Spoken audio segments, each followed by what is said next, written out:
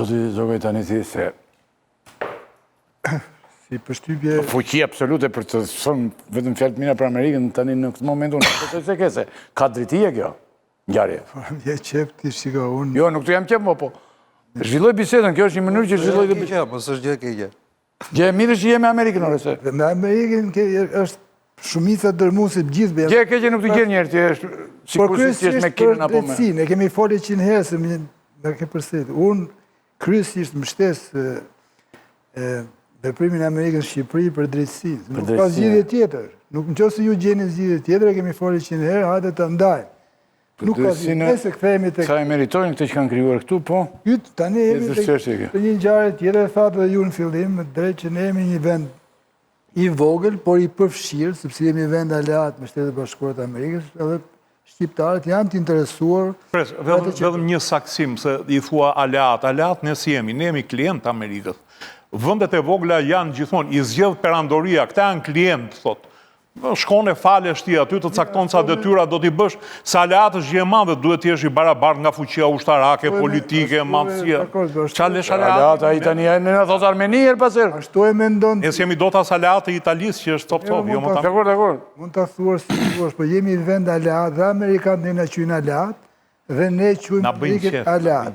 Na bëjmë qefin ne dhe ne... Ne vazhdimisht që kemi thënë se... Na bëjmë qefin... Kujtohet kurtoshim erdhen aleatët, si ati kvarkuan aleatët, po. Bilës shtojnë edhe fjallën strategjik, që është pak përtej se aleat. Aleat strategjike të strategjike kemi ne, jo ata. Edhe ata, e qynë Shqipëri, ne fusin në grupin e vendeve... Pse apo kemi qelsat e Otrantës neve? Tani nuk është kjo tema, që se me flasin për këtë tema... Jo, doja të saksoja sa apo jemi miq, apo jemi klient, kjo është një tema... Nese... Me i quan të që në Romën e lashu është në klientët. Relativizimi presh në njëre në ndimon në absolutizimi. Unë, jo më kote të regova të ngjarjen me kinezët dhe me këtë, se fëmiria ime me kinezët ka qenë që kur u bë miq me kinezët, dhe pastaj me rusët nuk e mbaj mend, po e kam lexuar të gjithën.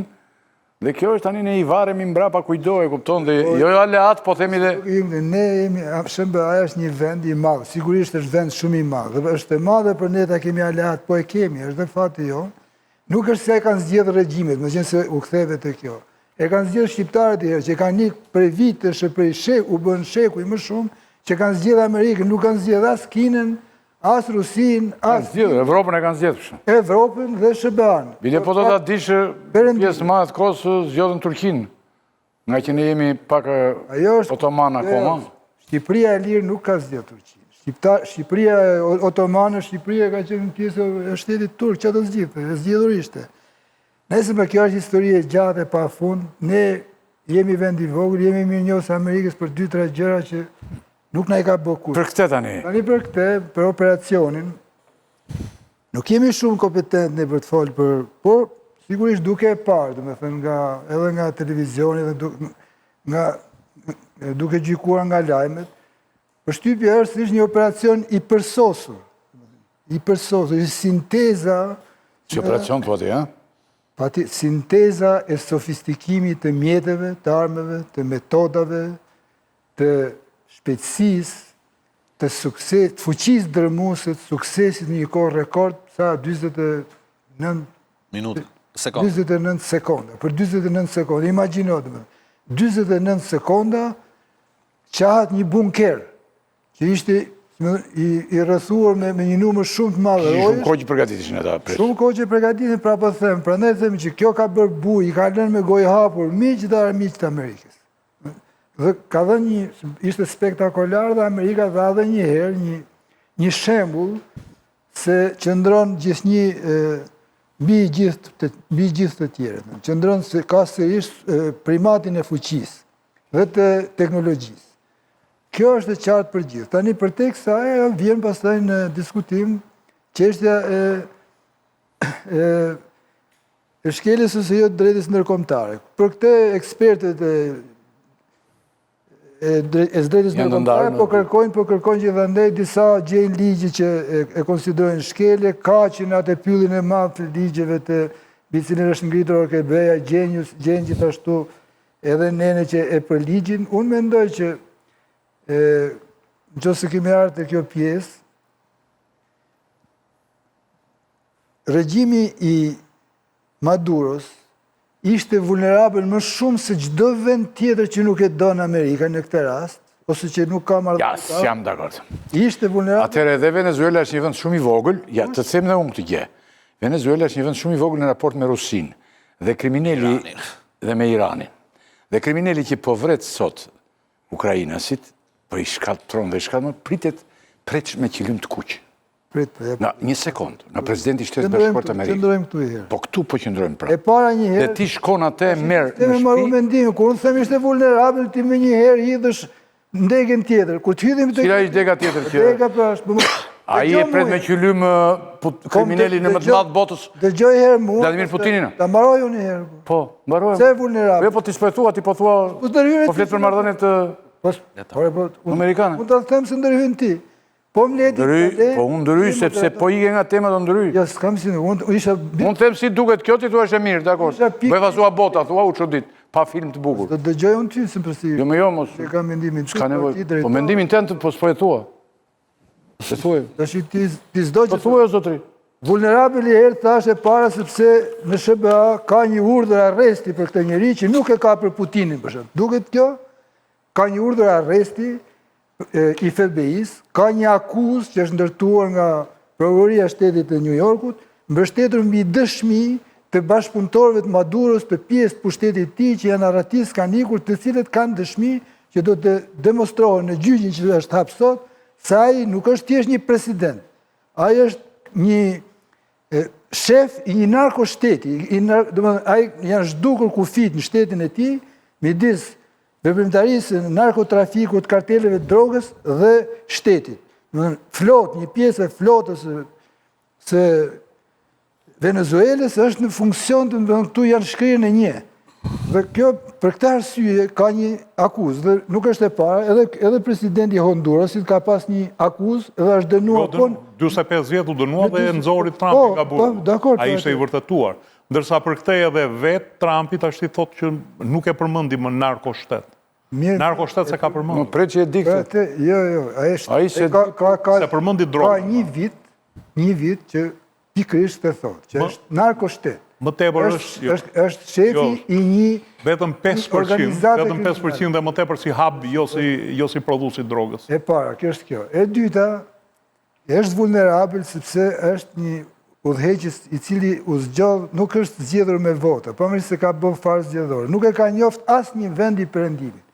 Rusia është histori tjetër, historia derisa filloi luftën në Ukrainë, Putinin e ka njohur gjithë Perëndimi, edhe e njohin dhe sot e kësaj dite, sepse kurse ky nuk njihet as nga Amerika dhe nga asnjë shtet demokratik i botës, sepse në mënyrë të flagrante dhe dhunshme deformoi vullnetin e zgjedhjeve në Venezuelë. Dihet botërisht se zgjedhjet i fitoi rivali i tij, kandidati i opozitës, jo vetëm në bazë të shumë treguesve, të vëzhguesve ndërkombëtar, por edhe të sondazheve paraprake dhe të zgjedhjeve rreth deri në 70%.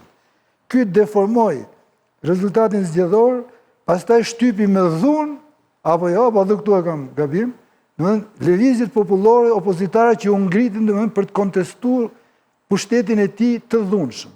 Edhe kjo është një pjesë që e bën vulnerabël atë në kuptimin që njerëzit matën 2 herë kur marrën me gjyku këtë operacion, sepse nuk ka njeri në botë sot që qanë ose vajton ose derë lot për Maduron me përjashtim të njerëzit që janë ngjashëm me te.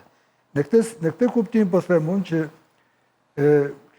pra sigurisht edhe vendet demokratike të Evropës janë shprehur me rezervë dhe bile kundër... Kam preq po, jemi të ky moment preqë, për naftën.